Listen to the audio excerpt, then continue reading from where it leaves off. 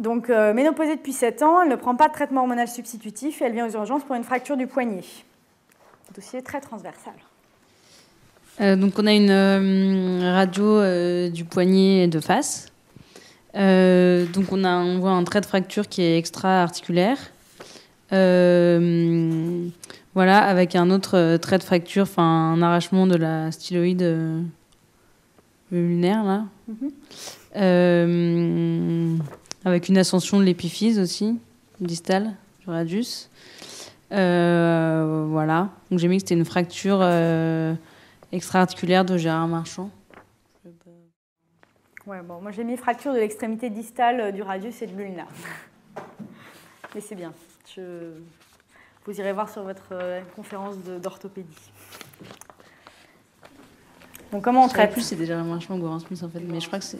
Ah, c'est Goran Smith ? Ok. En fait, tu ne vois pas là, enfin, il n'y a pas de profil. Ok.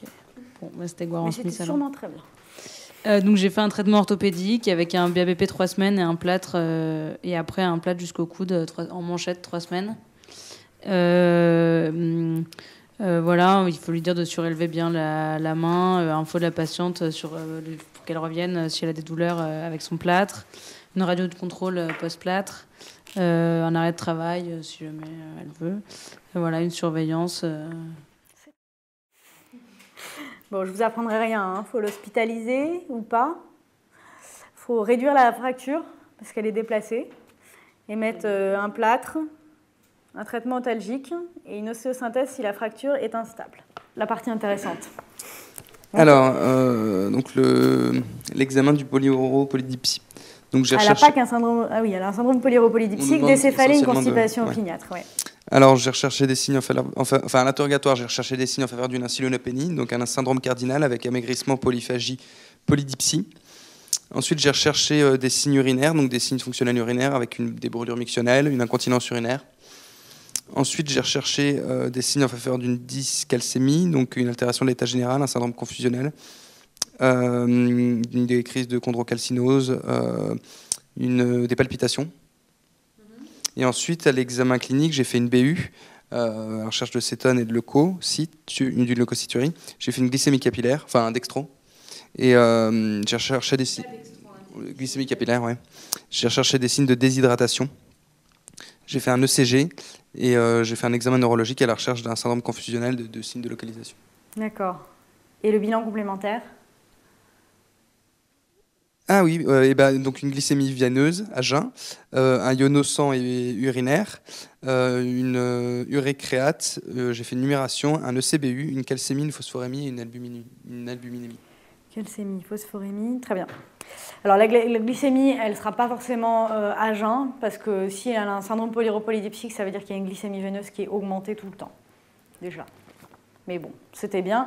Donc quand vous prenez en charge un syndrome polyuropolydipsique, il faut penser toujours aux étiologies, hein, comme dans beaucoup de choses en endocrinologie. Donc pensez, il y a 5 étiologies qu'on peut éliminer rapidement à l'examen clinique, à l'interrogatoire, et puis avec un bilan complémentaire succinct, qui sont l'hypercalcémie, l'hypokaliémie, l'infection urinaire, le diabète et l'hyperthyroïdie. Okay, ça, c'est les 5 premières choses qui sont plus fréquentes que les autres étiologies de syndrome polyuropolydipsique et qui peuvent être éliminées rapidement, soit à l'examen clinique, soit à l'interrogatoire et avec des examens assez succincts. Donc, à l'interrogatoire, on va lui poser ces questions-là. Est-ce qu'il y a des signes d'hyperthyroïdie, notamment? Est-ce qu'il y a une perte de poids pour le diabète? Est-ce qu'il y a une pathologie de ce type-là qui est déjà connue? Mais bon, tout ça, tu avais bien compris, c'était bien. Donc, on va commencer par éliminer ces 5 choses-là. Donc, la BU, c'est important. Le CBU, c'est important.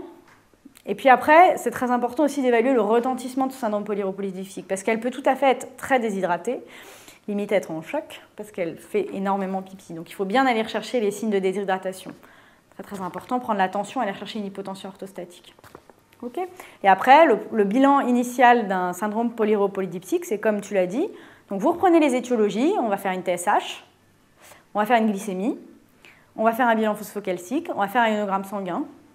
Et puis, comme on fait l'ionogramme sanguin, on fait l'urée la créate.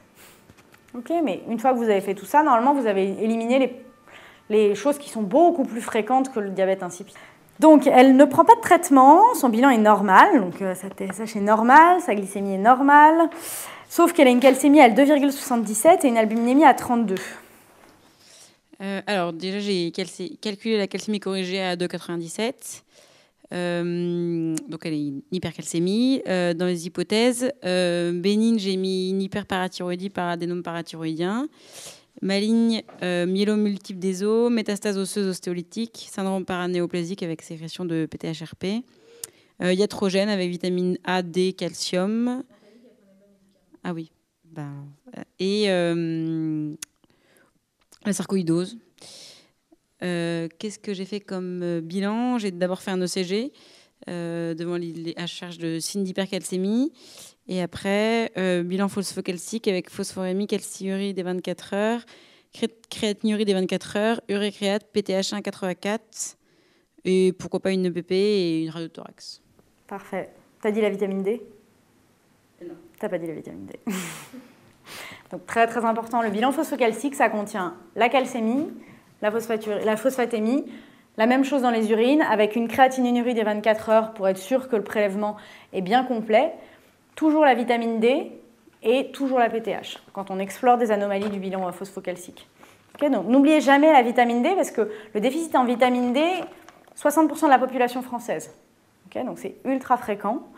Et donc c'est important d'objectiver ça. Et un déficit en vitamine D, ça fait monter la PTH. Okay, c'est le moyen qui vous permet, sans vitamine D, de pouvoir avoir une calcémie normale. Mais ça ne fait pas monter la calcémie. Enfin, elle ne pourra pas avoir un déficit en vitamine D, là. Elle pourrait, oui. Sauf que là, oui, effectivement, vu comme ça, tu peux...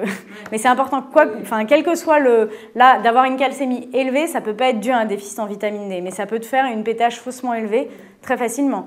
C'est-à-dire, ça se trouve, là, on est en plein hiver, il n'y a pas de soleil, il ne fait pas beau, ça fait longtemps que tu n'es pas parti en vacances, je te dose ta vitamine D, elle est basse, tu vas avoir une calcémie normale et une PTH élevée.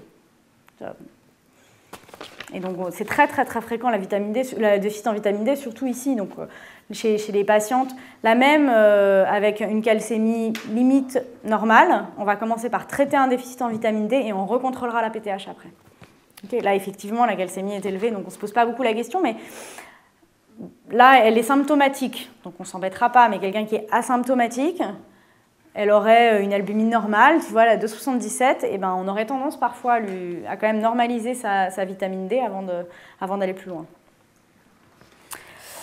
Ok, donc très bien d'avoir pensé à corriger la calcémie en fonction de l'albuminurie, c'est très important. Je vous ai rappelé les formules, il y en a deux, il y en a une avec la protidémie, une avec l'albumine, qui ne donnent pas toujours les mêmes résultats. Donc question 4, il y a une phosphatémie à 0,82, donc qui est un peu basse. La créatine à 72, donc qui est normale. La calciurie 255. Créatinurie des 24 heures à 7 mmol par 24 heures. PTH à 64 pour une normale entre 10 et 65. Qu'est-ce que tu penses de ce bilan? Alors, j'ai dit qu'il y avait donc une hypophosphorémie, une hypercalcémie, une calciurie limite haute normale et une PTH normale limite haute. Mais bon, j'ai quand même dit haute. Non, elle est normale. Bon, bah, moi, j'avais mis hyperparathyroïdie. Voilà. Primaire, ouais. Donc voilà, devant le bilan phosphocalcique, la PTH, bon, j'ai dit un peu augmenté, l'âge, le sexe féminin, l'argument de fréquence, l'absence de signes évocateurs d'une origine tumorale, l'absence de prise médicamenteuse. D'accord. Donc, première chose, c'est l'argument de fréquence. Sur ce terrain-là, une hypercalcémie, elle a quand même beaucoup de chance. C'est 1% de la population de cet âge-là, hein, l'hyperpara. Donc c'est très, très, très fréquent. Ensuite, effectivement, le bilan phosphocalcique était très évocateur, avec une phosphatémie qui est basse, une calcémie qui est élevée et une PTH qui est anormalement normale. Okay, c'est important de le dire comme ça, parce que vous comprenez bien, c'est comme la TSH. C'est pas normal d'avoir une PTH qui est normale quand on a une calcémie élevée. D'accord ? Les gens qui ont une hypercalcémie pour une toute autre raison, ils ont une PTH qui est très basse. D'accord ? Dans les arguments, il y avait aussi une déminéralisation osseuse à la radio. Alors peut-être que ça ne saute pas aux yeux, mais une patiente de cet âge-là qui fait une fracture du poignet, il faut toujours se poser la question d'une éventuelle ostéoporose. Et la calciurie, donc elle est limite supérieure de la normale. Alors qu'est-ce qui se passe dans l'hyperparathyroïdie? Donc comme je vous l'ai dit, il y a une augmentation de la réabsorption rénale de calcium et une hypercalcémie. Okay, l'hypercalcémie, elle est due à cette augmentation de la réabsorption rénale de calcium. Elle est due aussi et surtout à l'utilisation du capital osseux et à l'augmentation de la réabsorption digestive de calcium. Donc vous avez un gros pool de calcium qui fait que la patiente, elle va pisser beaucoup de calcium. Donc en théorie, il n'y aurait pas d'action de la PTH sur le rein, elle aurait une calciurèse très élevée. Donc là, vous avez une calciurèse qui est un petit peu élevée. Donc ça peut s'expliquer par l'augmentation de la réabsorption de calcium secondaire à l'hyperparathyroïdie. Il faut savoir que dans les hyperparathyroïdies, vous avez dans à peu près 40% des cas une calcémie qui est normale. Une calciurie qui est normale, pardon. Okay, et dans le reste des cas, vous avez une calciurie qui est augmentée. Donc le plus souvent, elle est augmentée. Voilà, les grandes lignes de votre prise en charge. Alors, les grandes lignes. Donc, je l'ai hospitalisé, là, pour le coup. Je lui ai fait un ECG en premier. Donc après, j'ai fait traitement étiologique. Et donc, j'ai fait un traitement chirurgical. Et alors, le traitement symptomatique? Et donc, le traitement symptomatique. Mais je ne savais pas, en fait, si... Ah bah, elle te dit quand même qu'elle a des maux de tête, qu'elle est très constipée et qu'en plus, elle a un syndrome polyuropolydipsique. Il va falloir qu'on normalise sa calcémie. Ok, avant la chirurgie? Ok, donc... je mets du... De toute façon, il ne coûte pas cher le traitement symptomatique. Donc je fais une hyperhydratation pour avoir une hyperdurèse. Ok, rien qu'avec une hyperhydratation, vous pouvez normaliser la calcémie de votre patient. Donc ça suffit. Surtout à ces chiffres-là. Ouais. Okay, tous les autres traitements de l'hypercalcémie que vous connaissez, c'est au-dessus de 3 grammes. De 3 millimoles, pardon. Voire 3,5. Ça dépend de où est-ce qu'on va chercher. Il n'y a pas de consensus vraiment, mais en pratique, au-dessus de 3,5, on va très vite au biphosphonate.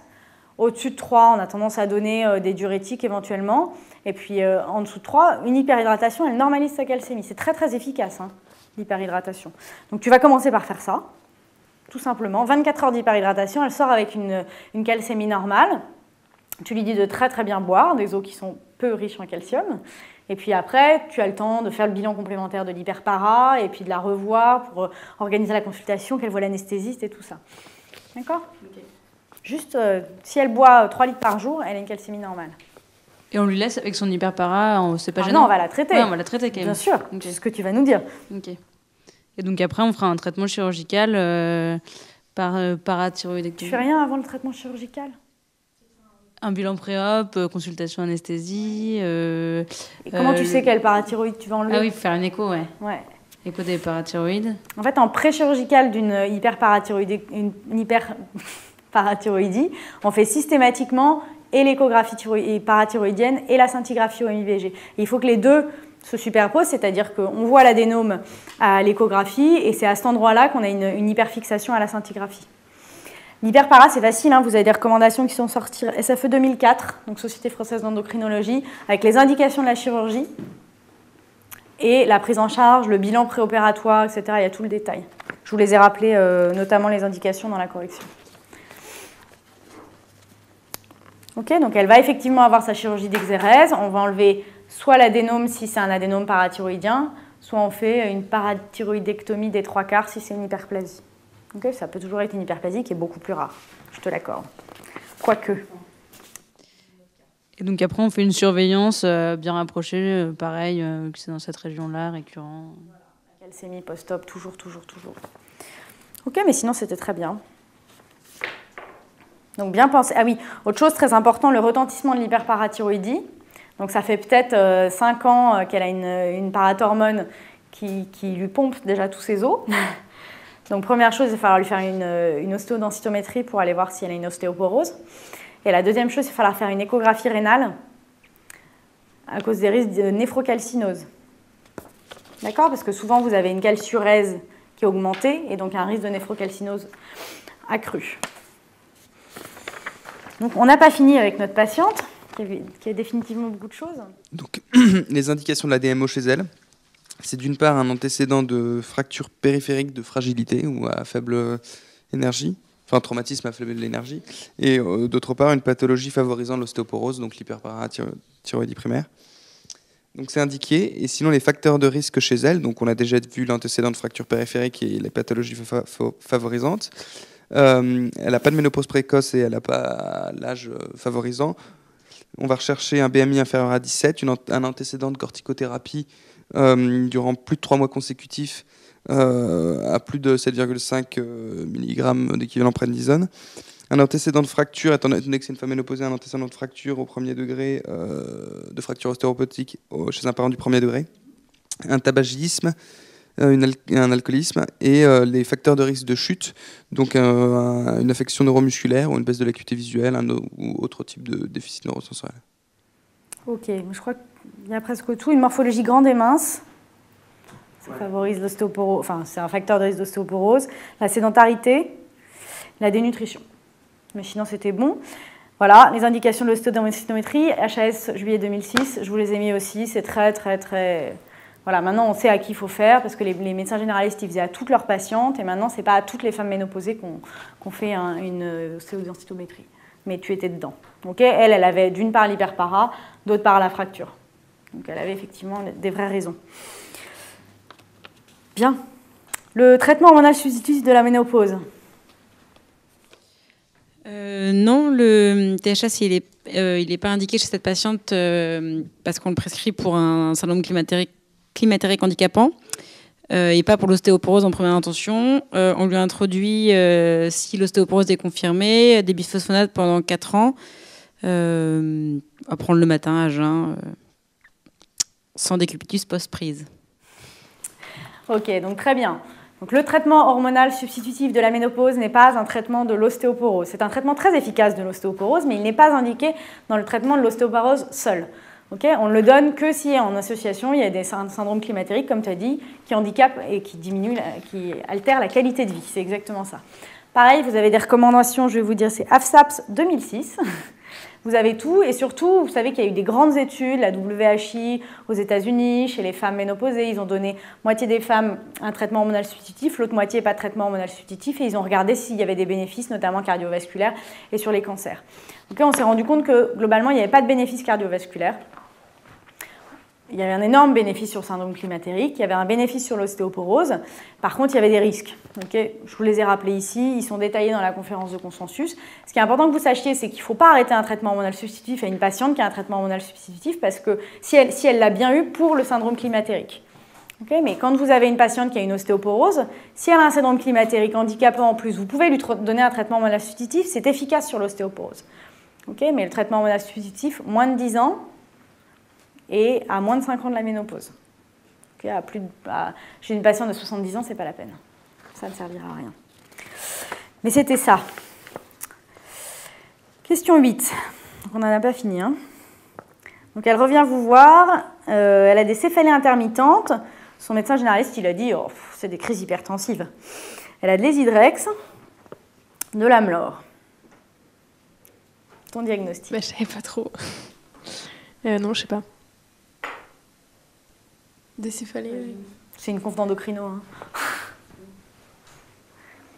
On fait au chromocytome? Ouais. Ah, mais en plus. Mais pourquoi en plus? Ah, dans la NEM2, oui. Ah bah oui. Alors, c'est pas typique, hein, parce qu'elle n'a pas tout à fait l'âge pour la découverte de la NEM2, en sachant que la NEM2, vous avez 100% d'hyperpara. Donc, parfois, l'hyperpara se déclare en début de vie, parfois, elle se déclare qu'à la fin de la vie. Bon, elle a 58 ans, hein, c'est ça, donc elle n'est pas si vieille. Mais c'est vrai que dans ce genre de cas, on a plutôt tendance à dire que c'est une hyperpara primaire sur un adénome parathyroïdien. Là, effectivement, le dossier, on part plus sur une NEM. Mais le FEO, à part la triade de Ménard, là, y a rien. Non. Enfin, syndrome polyurépolidipsychique, ça peut être un FEO. Sinon, on peut le trouver, on peut le chercher. Enfin, ouais, il y a juste la triade de Ménard, c'est très. Vraiment, faut le faire ou pas? Enfin, est-ce que c'est très... Ouais, c'est typique. Une patiente qui te dit j'ai mal à la tête et puis j'ai mal à la tête, j'ai des sueurs et quand ça m'arrive, on me prend la tension et ça monte. Effectivement, tu vas tout de suite vers le FEO, mais c'est quand même très rare d'avoir son brassard à tension pour prendre ta tension quand tu as mal à la tête et que tu fais un malaise.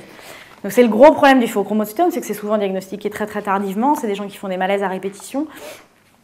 Et des malaises, hop, ils sont amenés par les pompiers, ils arrivent aux urgences et là, il n'y a plus rien, évidemment. Et puis personne ne se dit, tiens, je vais doser les catécholamines urinaires. On ne pourra jamais avoir un cas où ça commence par un FEO, typiquement. Sauf si on nous le dit, quoi. Je pense pas, parce que c'est difficile de faire un dossier transversal avec un phéochromocytome. Après, la prise en charge du phéochromocytome, si vous avez, enfin, c'est assez simple. Hein. Vous connaissez la règle des 10%. Phéochromocytome, il y en a 10% de malins, 10% de familiaux, 10% de bilatéraux. Donc, ça, c'est facile à retenir. Okay. Après, qu'est-ce qu'on fait comme bilan biologique pour le diagnostic d'un féo? Qui vous voulez? Voilà. Dérivé des catécholamines urinaires. Ou alors, on dose les catécholamines plasmatiques après un malaise. Et après, qu'est-ce qu'on fait comme examen? C'est assez logique. Hein. Eh ben, un scanner des surrénales. Centré sur les surrénales, tout à fait. Et on traite. Et on fait de la chirurgie, mais il faut en bien... faisant très très attention. Voilà. Voilà, on contrôle bien avec les antihypertenseurs. Je pense que sur le féo, vous n'aurez pas plus de choses à savoir. Hein.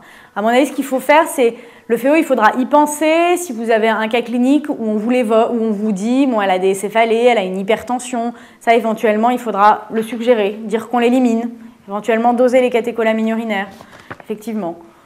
Mais un vrai dossier sur le féo, je pense que c'est compliqué à faire. Hein. Parce que c'est vraiment des affaires de spécialistes.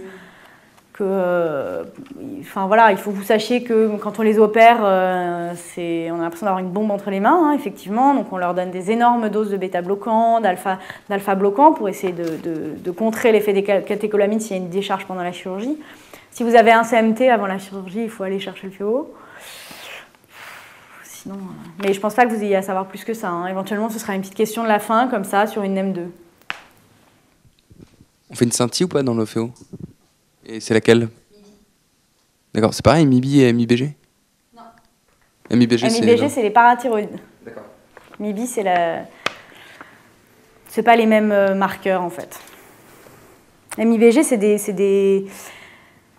MIBG, c'est des... Je vais y arriver, des agonistes, en fait, des récepteurs. C'est clair? Donc, voilà, le féo, je pense que... Sachez ce que c'est. Vraiment, le seul truc, c'est... peut-être que vous aurez des questions, il ne faudra pas oublier de le suggérer, éventuellement le faire, mais ça m'étonnerait que vous ayez tout le dossier dessus. Hein.